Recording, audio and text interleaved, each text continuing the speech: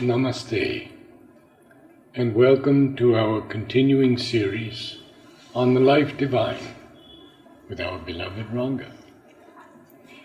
We are continuing in chapter 20, Death, Desire, and Incapacity, beginning with the line You Have It. And what page is it, Ranga?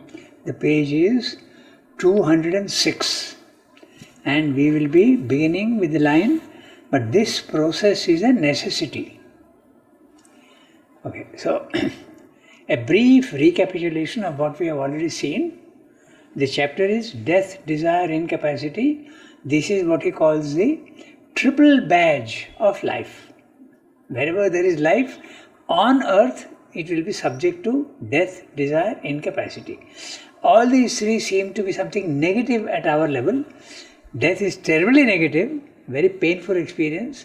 Desire also is always harassing man, and incapacity also is making him limp. So, but Sri Aurobindo has a different view of things. Whatever we see here seems to be negative, actually has a positive aspect. And it is coming from the divine qualities, and when there is manifestation, those divine qualities become here apparently the opposites. So he explains death in this way. He says death is not really what you think it to be. It's not something negative and the end of the inevitable and irreversible end of something. It is not that at all. What it is the opportunity given to life to renew itself. He sees it in that way. He explains it in an interesting way. He says that man is limited in his consciousness, but he wants to experience everything. He wants to experience the infinite. So how can the finite experience the infinite? So you get each time you have one life, you have certain experiences, but they are limited. So death is a process by which this particular form is dissolved. You are given a new form so that you can have other experiences. So death is actually an opportunity and a process of life. It's not the opposite of life. This is what he explains. Okay? So, this is what death is. He will take up one by one, each one. Then he will take up desire also and tell you how it is the deformed condition of something which is, when desire is transformed into that which it should be, it becomes aspiration for the divine. Then incapacity also he explained in a very positive manner. So, what I'll do now, I'll just read out to you in different words what he has said in the previous para. Then we'll start this para. So in the previous para he has said, these are my words, not his words, but it just summarizes what he has said. The necessity and justification of death is this, that the only immortality that a that a limited living organism can hope for is eternal change. Note the complete transitoriness of the physical world without an iota of possibility of permanence. In the physical world, permanence is impossible. So immortality is impossible. So death is the necessity and justification of death is this, that the only immortality that a limited living organism can hope for is eternal change. That's how it can be immortal. Then he says, again, eternal change is the only infinity that the finite form can hope for. But it is important to note that this proposed change cannot be the same repetition of the old discarded body, life and mind. That would be pointless. What is required in each new birth is a set of fresh circumstances and a new nature of body, life and mind. This variation of circumstance and bodily differences will allow a variety of experiences by which the embodied soul can grow in consciousness. This is the reason for death. Thus, death is really a salutary process of life, not its denial. What makes death so terrible to humans is the irreversible destruction with the sense of irremediable loss. You can't do anything about it. It is irreversible. That is what stings. Sometimes use the word the sting of death. Okay? Even a mental faith in the immortality of the soul cannot mitigate the sorrow, the suffering, the pain of death, and the sense of loss. Very interesting. So this is what he has said up to now. We'll start reading further.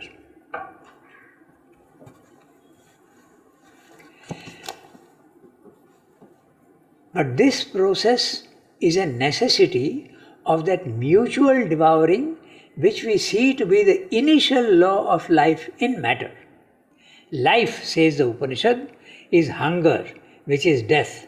And by this hunger, which is death, ashanaya mrityuhu, the material world has been created. For life here assumes as its mold material substance, and material substance is being infinitely divided and seeking infinitely to aggregate itself.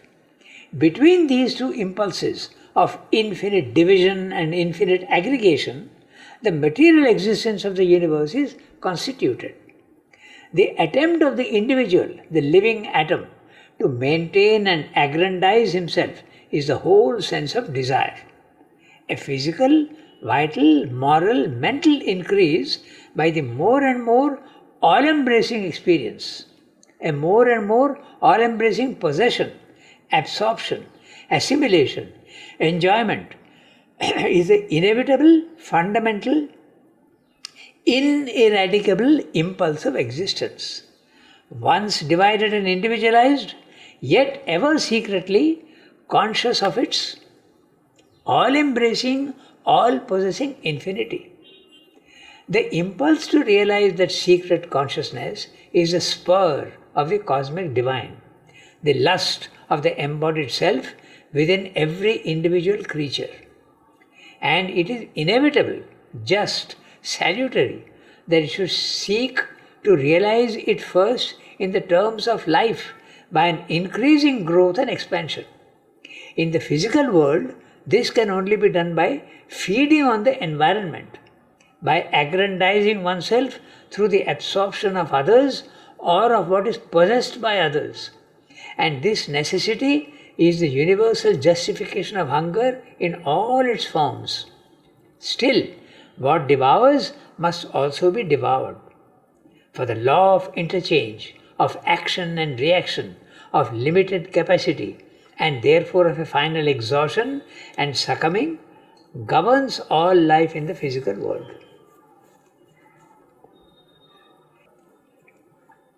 So this process, he is talking of the process of death, which is a process of life. This process is a necessity of that mutual devouring which we see to be the initial law of life in matter.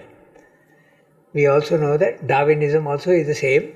There is a food chain. The higher life form is always eating and feeding upon the lower life form. This is constantly from the lowest to the highest. Okay, so process of necessity is the mutual devouring which we see in the initial law of life in matter. Darwinism also says the same thing, the survival of the fittest. There is a shade of that meaning here also.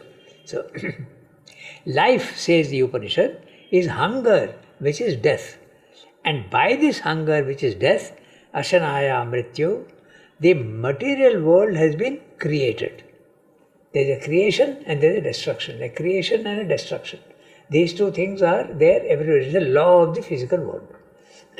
There can be no construction without destruction, and whatever is constructed will be destroyed. Change of form.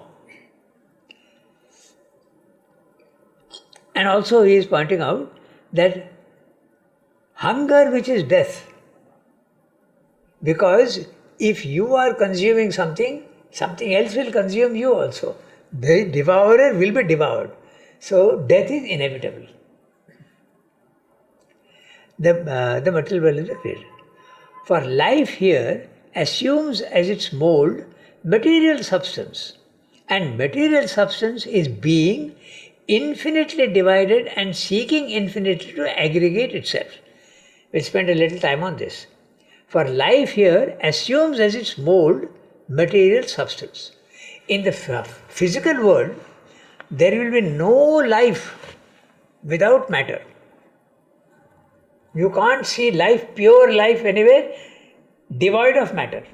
Even the worm has got matter in it, the insect has got matter in it, the animal has got matter, we also have matter in us. Without matter, life will not be there. Outside the physical world, in the plane of life, it exists. Prana, it exists without matter. But in the physical world, the two are always connected. So that's what is meaning here. For life here assumes as its mold material substance. It's like a mold into which you pour molten metal and you get the part when it is dried. So here also the material form is a mold into which life is being poured. It's an interesting way he is looking at it. You have a material form, whether it be insect or worm or animal or dog or man or cat or whatever, it's a material mold into which life is being injected. And we can understand that in terms of the yoga very easily. Yes. Because the soul comes down. Yes. And takes over the body. That's right. And I am speaking only of animals, but even trees also, plant life also, it is life that is injected into matter. Okay, so the mold material, it's interesting this word mold because he is actually using an image.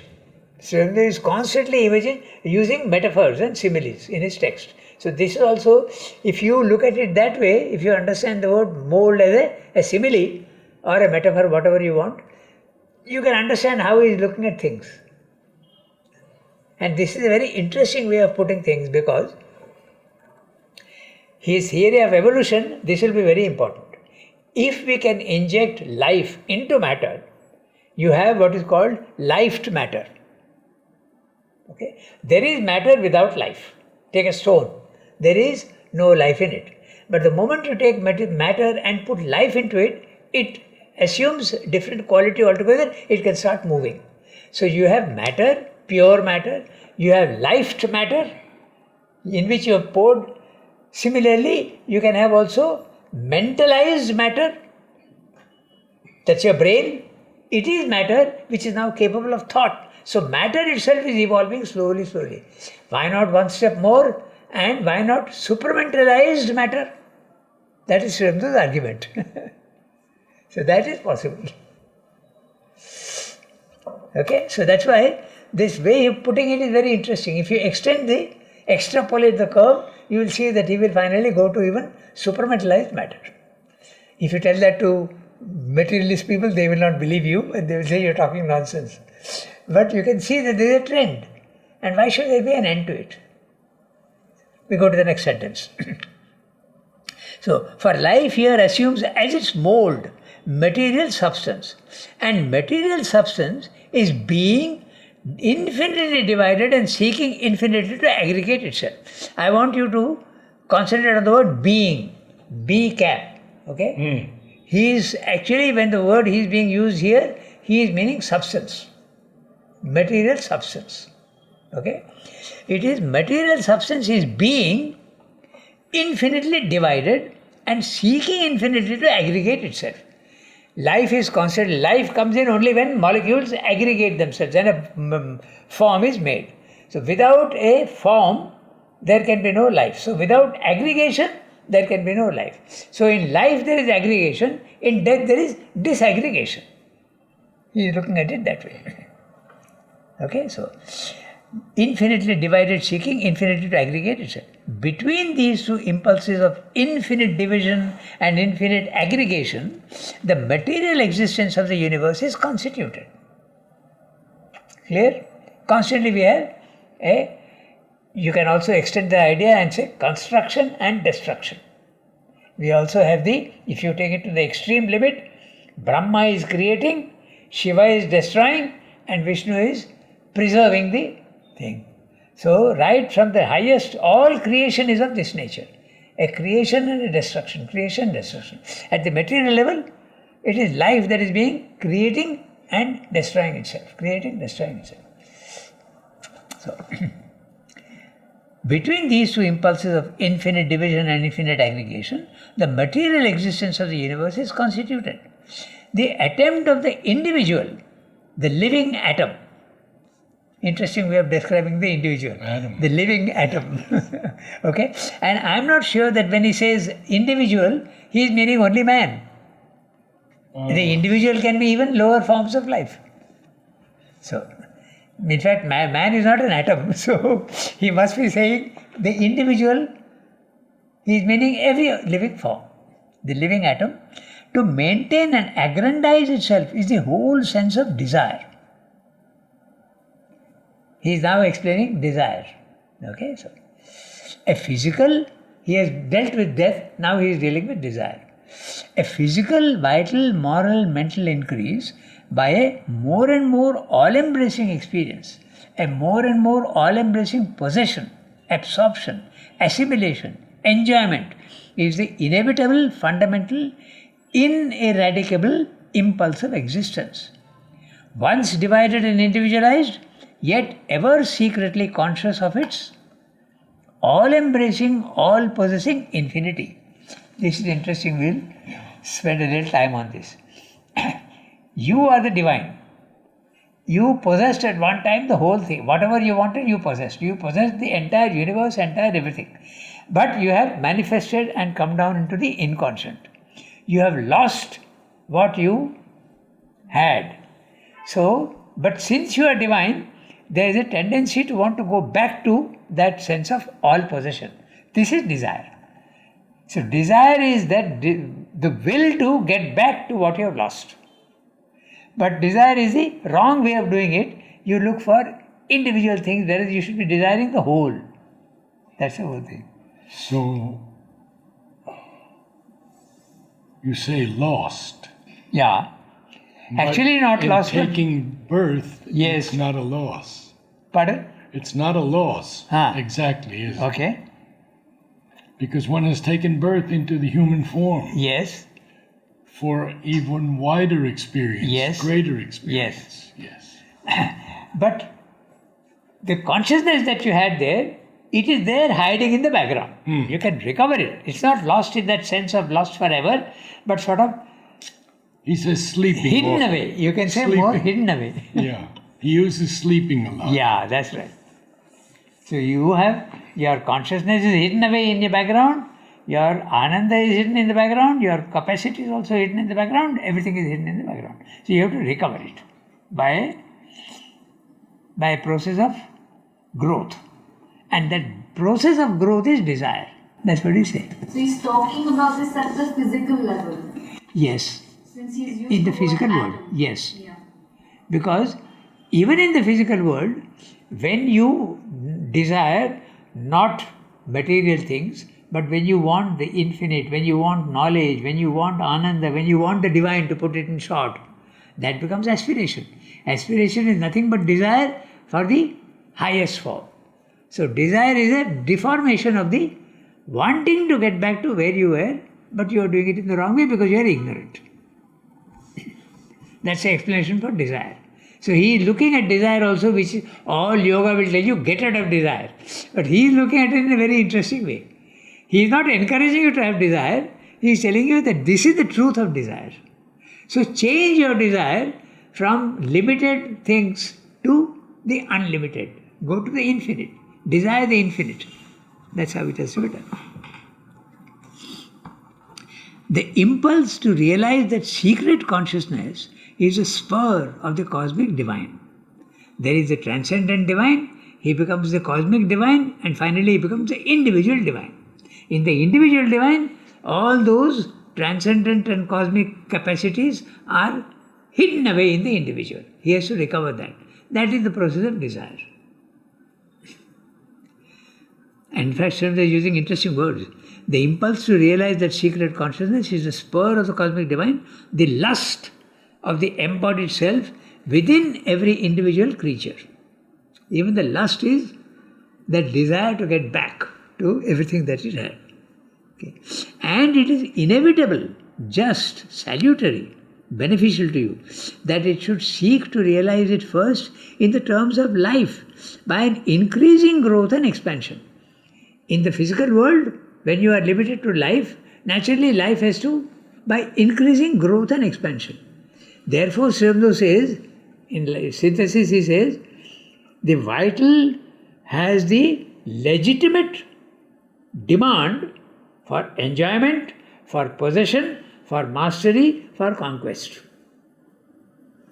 But it does it in the wrong way. That's the whole problem. But the vital has got the right to enjoy. Enjoy correctly. Possess correctly, without egoism and selfishness. Mastery also, conquest and mastery. The vital has the right to do that, but is doing it in the wrong way. Is doing it on a limited, egoistic scale. So here also he is using two words, increasing growth and expansion. In the physical world, this can only be done by feeding on the environment. What I don't have, I want to grasp and possess. So this is the explanation for desire at the physical level. In the physical world, this can only be done by feeding on the environment, by aggrandizing oneself through the absorption of others or of what is possessed by others. Interesting. Yeah. Either I want to possess others, completely master them and dominate them, or what they possess, objects of possession, or what possessed by others. And this necessity is the universal justification of hunger in all its forms. You hunger for what you don't have. So this is desire. Still, what devours, but there is a negative side to it. Still, what devours must also be devoured. For the law of interchange, of action and reaction, of limited capacity, and therefore of the final exhaustion and succumbing, governs all life in the physical world. If you want to possess something and dominate others, others also want to do that. So there is an action and a reaction, and finally there is a destruction ending in death. That's what they say. We go to the next para? Yes. Yeah. In the conscious mind, that which was still only a vital hunger in subconscious life transforms itself into higher forms. Hunger in the vital parts becomes craving of desire in the mentalized life, straining of will in the intellectual or thinking life. This movement of desire must and ought to continue until the individual has grown sufficiently so that he can now at last become master of himself, and by increasing union with the infinite possessor of the universe.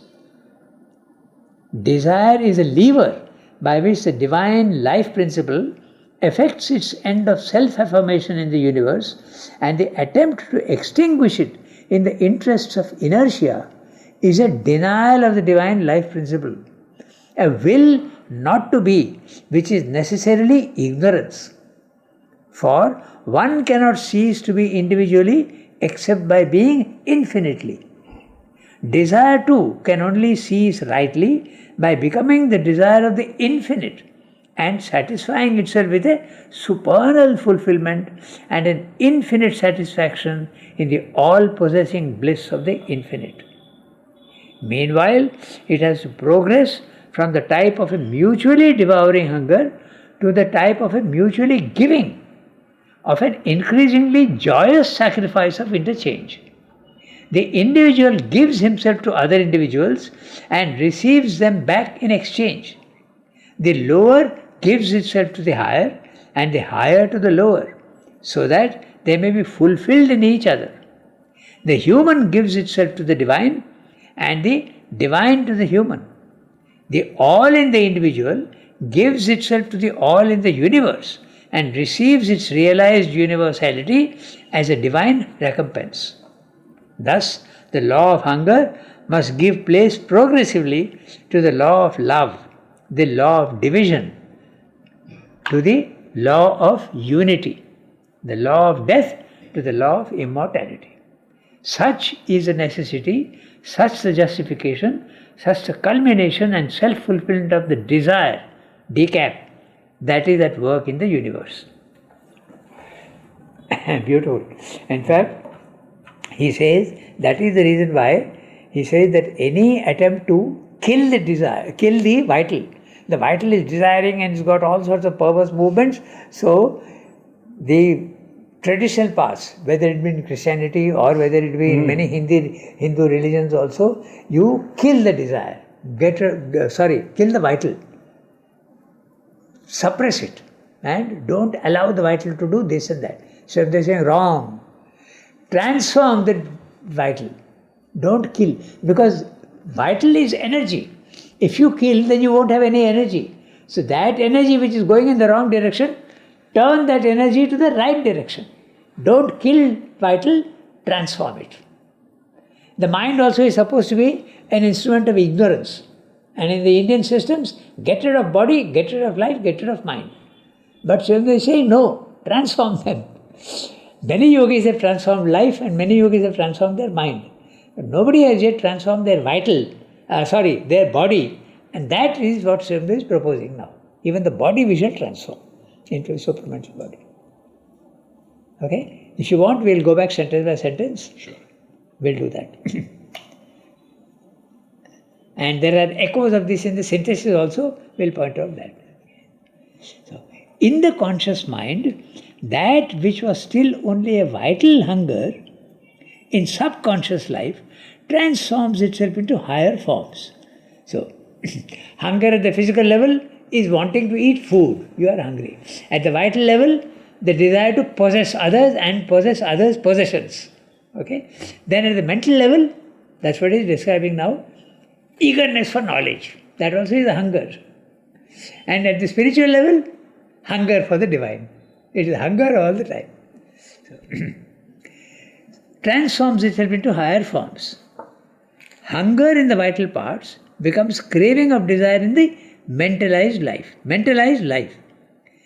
When he talks about mentalized life, he is using this word, but he means the vital mind.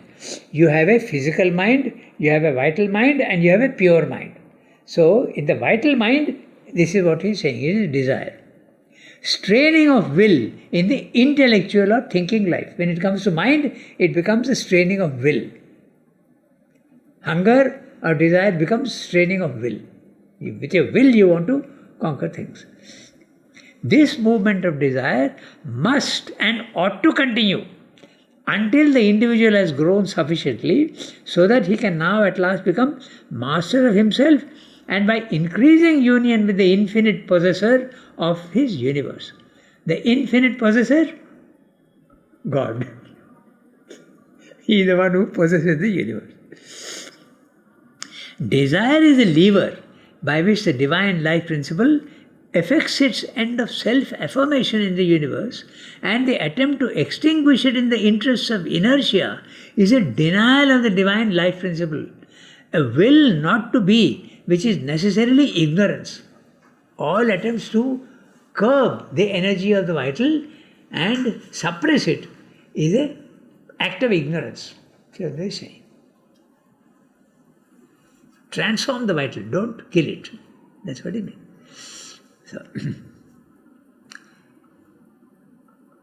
it is an act necessarily ignorance. For one cannot cease to be individually except by being infinitely. This is an interesting thing. When you are in your normal physical mental consciousness, you have an ego which limits you, and that limitation is very necessary because it protects you from the vast forces of the universe.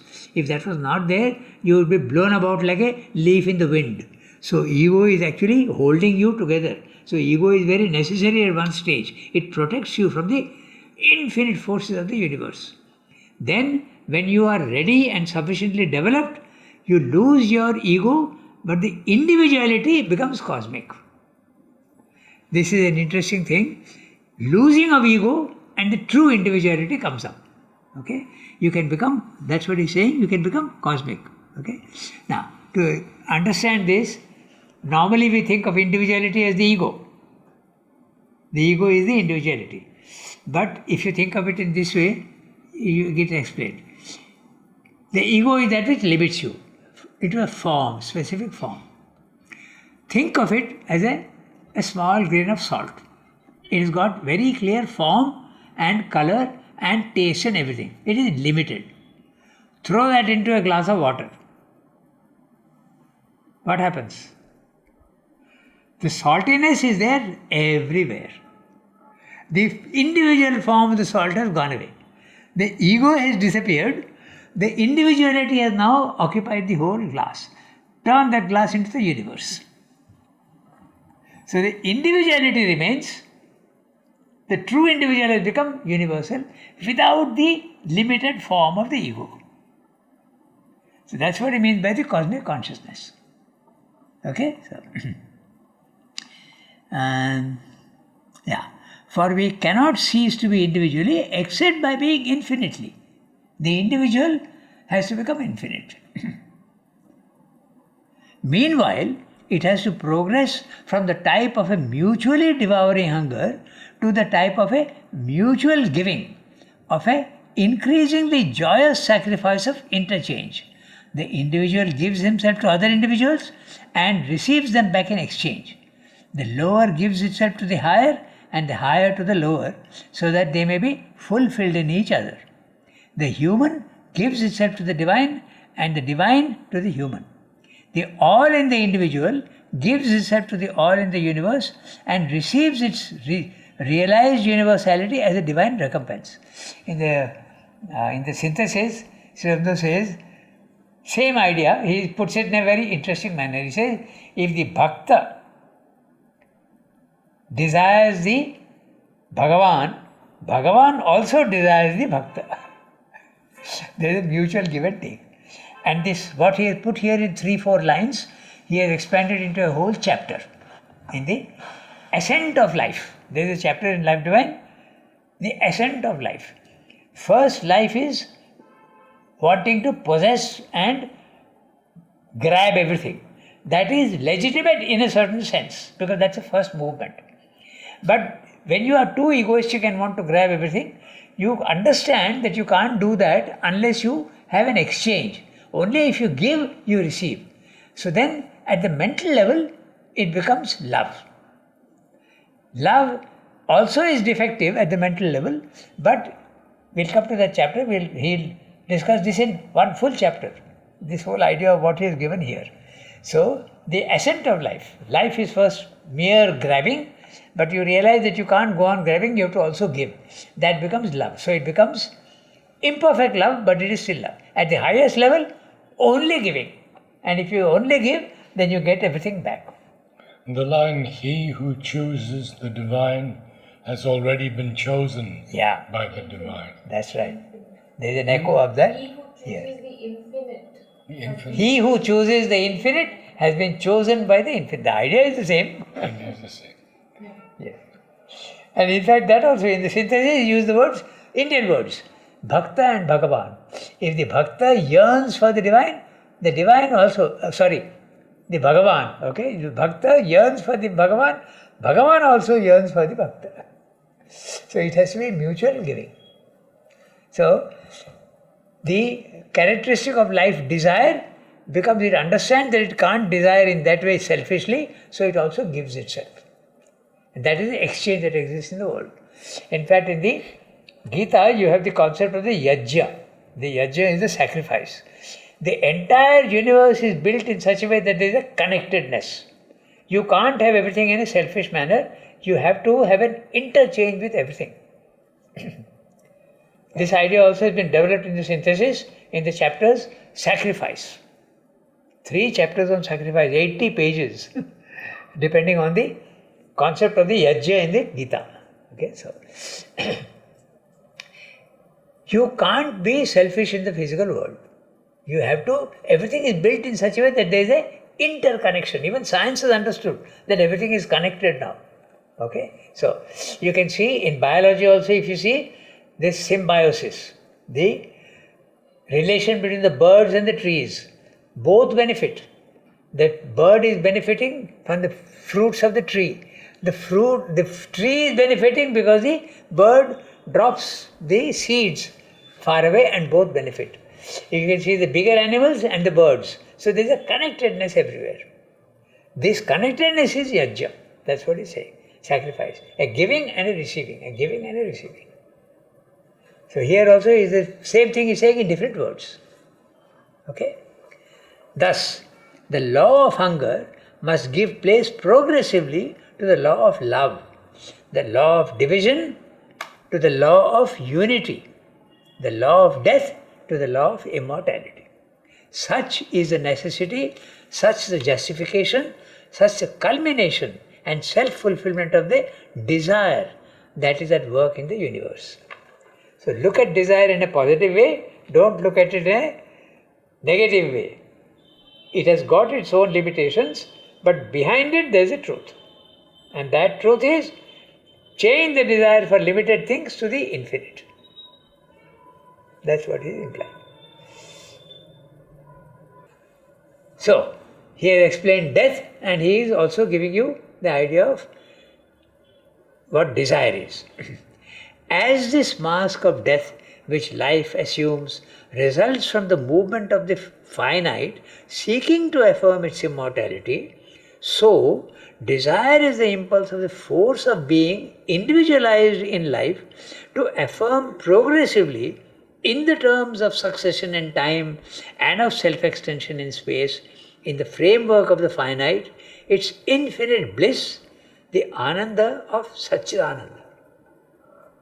The mask of desire which that impulse assumes comes directly from the third phenomenon of life, its law of incapacity.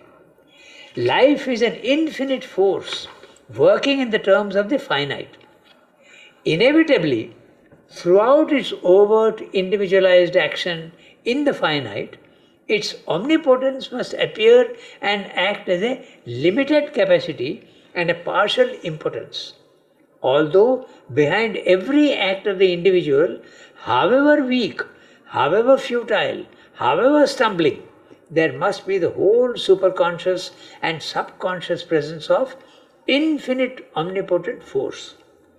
Without that presence behind it, no least single movement in the cosmos can happen.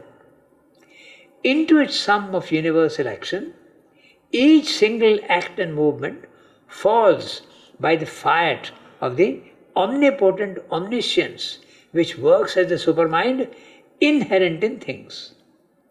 But the individualized life force is to its own consciousness limited and full of incapacity, for it has to work not only against the mass of other environing individualized life forces, but also subject to control and denial by the infinite life itself, with whose total will and trend its own will and trend may not immediately agree. Therefore, limitation of force, phenomenon of incapacity, is the third of the three characteristics of individualized and divided life. On the other hand, the impulse of self-enlargement and all possession remains, and it does not and is not meant to measure or limit itself by the limit of its present force or capacity. Hence, from the gulf between the impulse to possess and the force of possession, desire arises. For if there were no such discrepancy, if the force could always take possession of its object, always attain securely its end, desire would not come into existence, but only a calm and self-possessed will without craving, such as is the will of the divine. So, desire comes in because you have lost what you had. But if you have everything, like the divine will, there is no desire there because you already contain, you get everything. Contentment. So, he is telling you again, he is repeating that death is a mask of life. It is life itself with a mask. Life has put on a mask of death.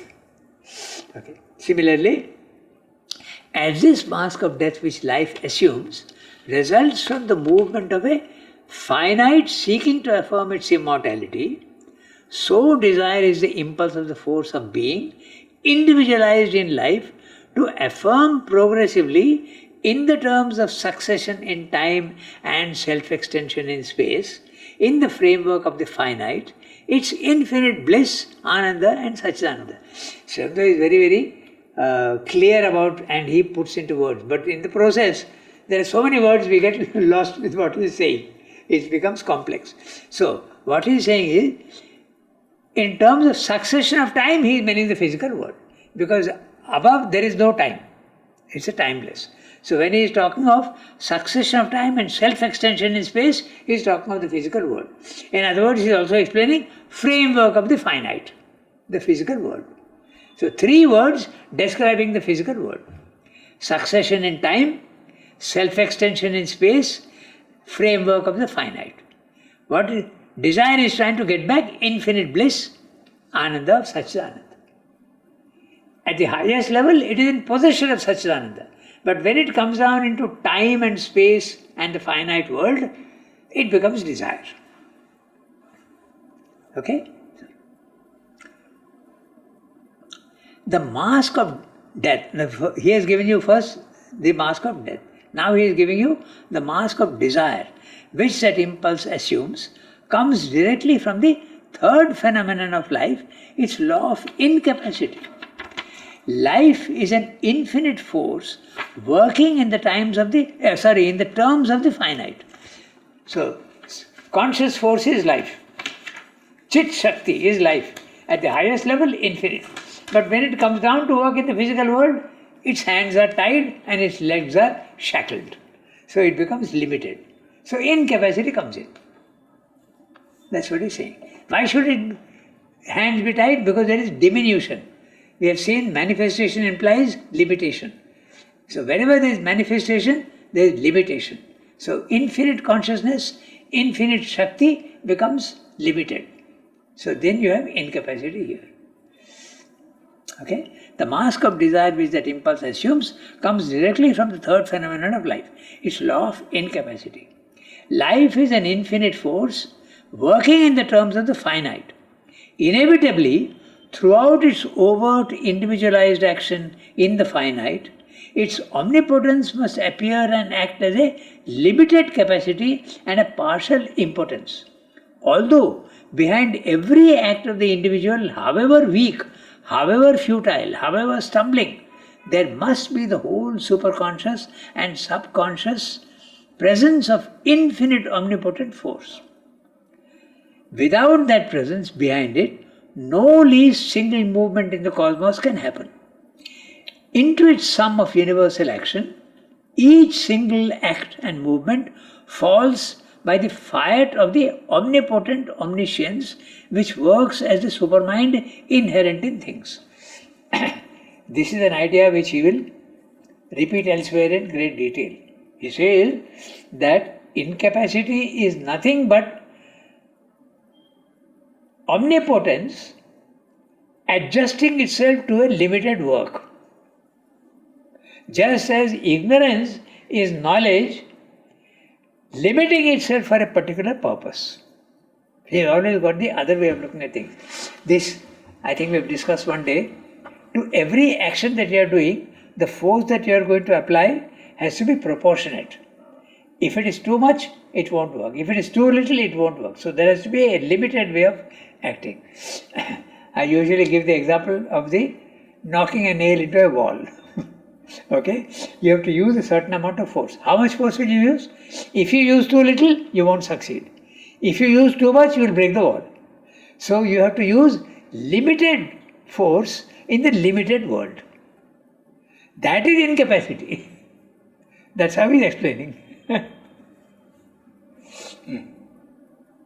It's an interesting way of looking at it. Yes. But incapacity is a omnipotence adjusting itself to the limited world.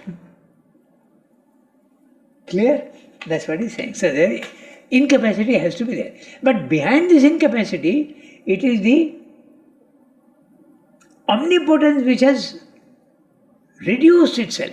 It is omnipotence which is putting on the mask of incapacity. If that omnipotence is not there, no work can be done in the physical world. That's what he's saying. It is adjusting itself to the work it has in view.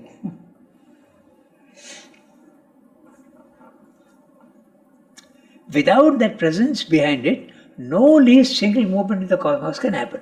Now he is telling you something else interesting. Into its sum of universal action, each single act and movement falls by the fiat. The fiat is a an order which has to be obeyed. Like a king gives an edict. This has to be done. It has to be done. That's a fiat. Okay? Of the omnipotent omniscience, which works as the supermind inherent in things. But the individualized life force is to its own consciousness limited and full of incapacity. Note the words, to its own consciousness, because the individual in the superficial consciousness sees himself as limited. Actually, he has the capacity of the infinite force, but that is hiding behind him. Omnipotent works in the supermind in him. But the individualized life force is to its own consciousness limited and full of incapacity. For it has to work not only against the mass of other environing individualized life forces, but also subject to control and denial by the infinite life itself, with whose total will and trend, its own will and trend may not immediately agree. This is again the idea of the one becoming the many. When the many are created in the physical world, there can be opposite trends here in the physical world. And if there are opposite trends, my will not match with your will. So therefore it has to be, it is limited. Because it is limited, it does not match. Not only that, but individual will is one matter, but there is the universal will. That also, it does not match. This question is there also in the question of prayer. When you pray to the divine for something, is it legitimate or not? This is the question that comes up here. Okay, I am praying to the divine. Today I have a program. I don't want it to rain. You are imposing your own limited, small desire on the divine, but he may have other plans.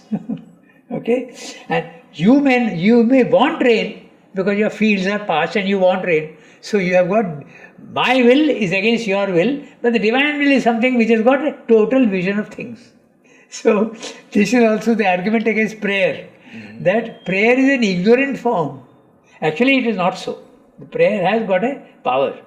But this is the problem with it. So your individualized will has to surrender itself to the universal will. Then you will be doing the right thing, because your ego will be reduced and your will be whatever you want. If you read Mother's books, you will see constantly she is saying, whatever you want, O Lord, not my own will, but your will. That's what is implied here. Trend may not immediately agree. Therefore, limitation of force, phenomenon of incapacity, is the third of the three characteristics of individualized and divided life. Universal life has no problem. Universal life is Chit Shakti at the highest level. But individual life has got these three problems. Okay? So, the third of the three characteristics of individualized and divided life. On the other hand, the impulse of self-enlargement and all possession remains, and it does not and is not meant to measure or limit itself by the limit of its present force or capacity. Hence, from the gulf between the impulse to possess and the force of possession, desire arises. You want to possess, but you don't have the capacity, therefore desire comes in. If you had the capacity, nothing would happen. That's what he's going to tell you. Hence, from the gulf between the impulse to possess and the force of possession, desire arises.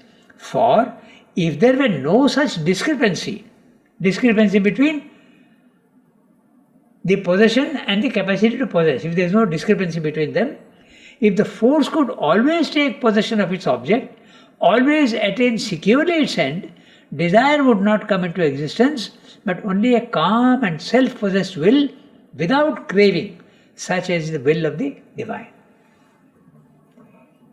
When you are in the divine consciousness, you don't have to crave for anything because you already possess everything. That's the explanation for desire. So, there is one more paragraph which we'll take up next time. Good. Thank you, Ranga.